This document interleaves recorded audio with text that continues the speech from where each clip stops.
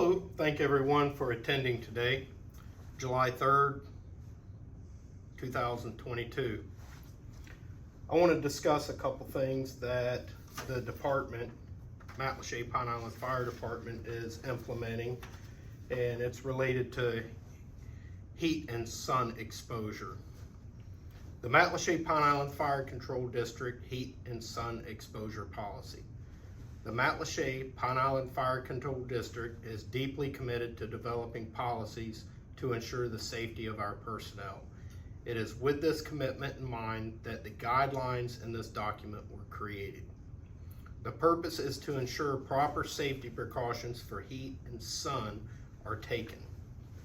They are based on recommendations from the Occupational Safety and Health Administration, OSHA, the Red Cross, Sylvester Comprehensive Cancer Center, University of Miami Health Systems, and the U.S. National Oceanographic and Atmospheric Administration, NOAA.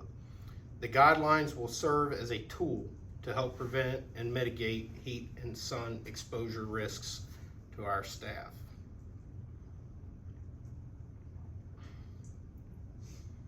Definitions. Heat index. The temperature the body feels when the effects of the heat and relative humidity are combined. Heat indexes reported by weather services are measured for shady and light wind. However, full sun exposure can increase the reported heat index by values up to 15 degrees Fahrenheit. Relative humidity. Relative humidity is the ratio of partial pressure of the vapor water to equilibrium vapor pressure of water at a given temperature, i.e. a measure of moisture in the air. SPF, sun protection factor. For the purpose of these guidelines, the following terms will be defined as follows. Caution, basic heat and safety planning. Moderate, implementing precautions and heightened awareness. High, additional safeguards and necessary to protect staff. Very high, triggering the most aggressive protective measures. OSHA workplace recommendations. OSHA lists 4 levels of heat index values. Caution is below 91 degrees Fahrenheit. Moderate is 91 to 103 degrees Fahrenheit. High is 103 to 115 degrees Fahrenheit. Very high is above 115 degrees Fahrenheit. NOAA has a heat index chart and it simplifies everything. So today, say the temperature is 90 degrees Fahrenheit and we have a relative humidity of 85 degrees. So we just take and cross those over, which is 117. Now, if we go back to the chart, very high, the heat index is above 115 degrees Fahrenheit, which extreme caution measures should be taken. Note that heavy workloads, heavy non-breathable clothing such as fire turnout gear, and direct sun exposure are increased risks for heat-related illnesses. When we talk about heat-related illnesses, there's actually 3 different levels of heat-related syndromes. There's heat cramps, which is preventable, heat exhaustion, which is preventable, and then heat stroke that can be life-threatening. Excuse me. To get into heat exhaustion can occur when the body temperature reaches 101 to 103 degrees Fahrenheit, and this can happen as quick as 10 to 15 minutes. Warning signs of heat exhaustion. Heat exhaustion signs could be a headache, dizziness or confusion, loss of appetite or feeling sick, excessive sweating and pale, clammy skin, cramps in the arm, legs, and stomach, fast breathing or pulse, a high temperature of 101 or above. One of the very first signs of heat exhaustion is thirstiness. Treatment for heat exhaustion is as simple as rest in a cool place, drink cool fluids, and try cooling measures such as fans, sitting in the shade, getting in the air conditioning, and even loosening some clothing. Heat stroke, the more serious, life-threatening, would be when the body temperature rises to 104 degrees or above. Heat stroke requires emergency treatment. Untreated, and can quickly damage your brain, heart, kidneys, and muscles, or any other vital organs. With delayed treatment, your risk of serious complications or death can occur. Some warning signs of heat stroke is when the body temperature, the body core temperature, reaches 104 degrees or higher. Altered mental state or behavior, hot, dry skin, nausea, vomiting, flushed skin, rapid breathing, a racing heart, or a severe headache. Treatment: get the person indoors or shade, remove excess clothing, cool the person with whatever means available. You can put them in a cool tub of water, spray from a garden hose, ice pack or a cool sponge soaked with water around the neck, head, armpits, or growing area.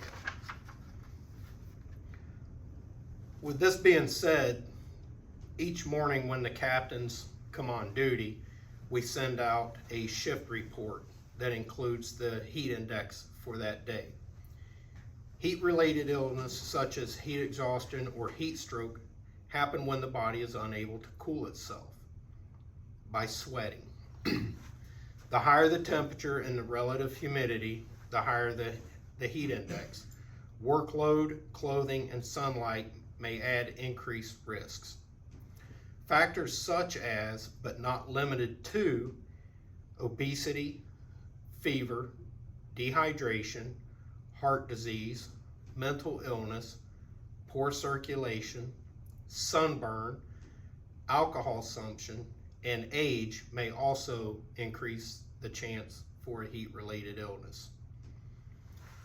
Below we have 4 levels of heat index and precautions to reduce the heat-related illness.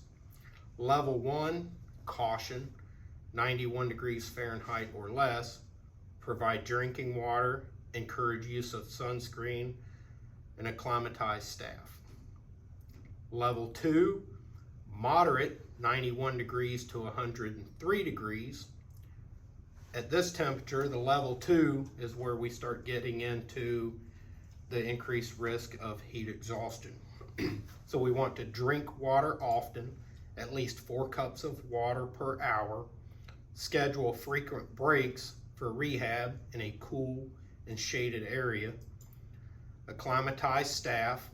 Set up a buddy system or have supervisors or instructors monitor workers for heat-related illness. Self-monitor each other. Schedule training and activities at a time of lower heat index. Early in the morning, although our relative humidity, a lot of times here in Southwest Florida, the humidity is a lot higher in the morning. We don't have that heat. It's the heat index is based off, like I said, relative humidity and the temperature. Level 3, 103 to 115 degrees. We're getting into the heat stroke range now. Alert staff of high-risk conditions. Ensure staff are staying hydrated with a minimum of 4 cups of water per hour. Limit physical exertion when possible. Establish and enforce work-rest schedules. Adjust training activities. Reschedule those activities if we get into the level 3. pace, rotate tasks when possible, use cooling techniques, i.e. fans, clothing change, and doffing of PPE, etc. Watch and always communicate with each other. Level 4, greater than 115 degrees Fahrenheit. Reschedule non-essential training activities. Training in full turnout gear on level 4 days should not be done. If essential work must be done, alert staff of heat conditions, establish drinking schedules, 4 cups of water per hour minimal, enforced work rest schedules, conduct psychological monitoring, i.e. pulse, temperature, etc. We do that with rehab.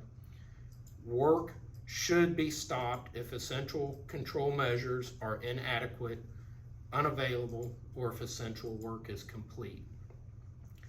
The levels of risk are progressive from level 1 up.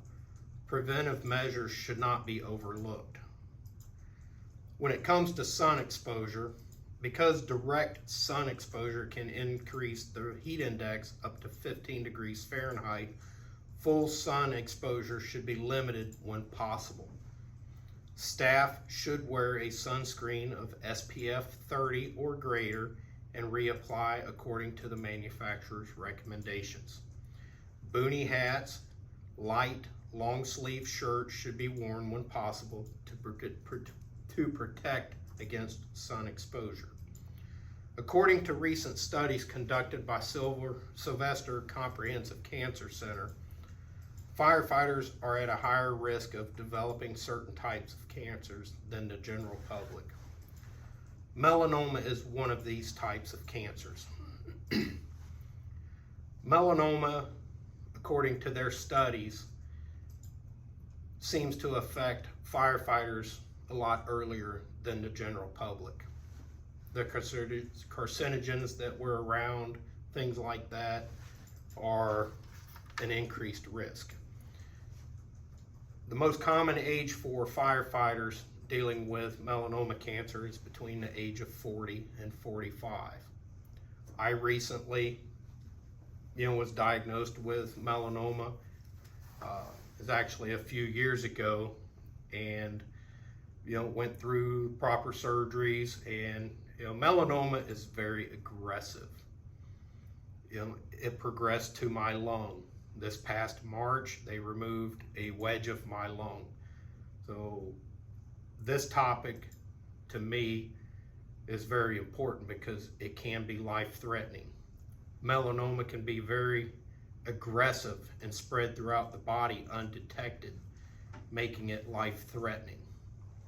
Protective measures towards heat and sun exposure are essential to reduce the chance of getting melanoma as well as other types of skin cancers. Through the implementation, these guidelines and recommendations, we can continue to ensure the safety of the staff of not only the Matlacha Pine Island Fire Control District, but any other of the general public or fire departments in the area, also providing a high-level service to our community. Are there any questions? No.